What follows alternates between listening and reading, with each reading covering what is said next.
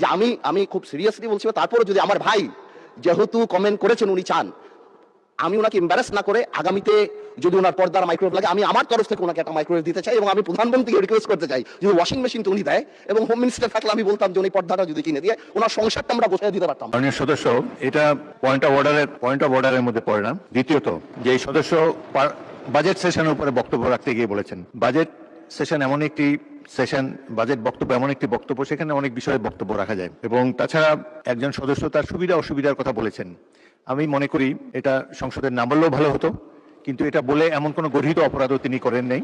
আমাদের house committee আছে, সেখানে আমরা সংসদ সদস্যদেরকে আসবাবপত্র ইত্যাদি আমরা দিয়ে থাকি। সেই হিসাবে তিনি যদি সকল সদস্য, তিনি তার নিজের জন্য চান নাই, সকল সংসদ সদস্যদের জন্যই, যারা হাউসে সংসদের দেওয়া ভবনে যারা বসবাস করে তাদের সম্পর্কে বলেছে।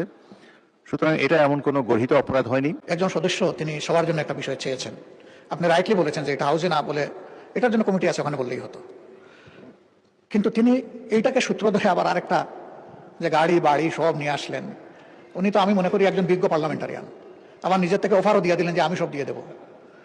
ওনার কাছে চাইছেন নাকি কেউ যে উনি দিবেন? আমার মনে হয় যে আমাদের মানসিকতাগুলো এমন হওয়া উচিত যেটা এখানে দাঁড়িয়ে অন্তত কেউ কারো সম্মানে আমরা আঘাত করবো না।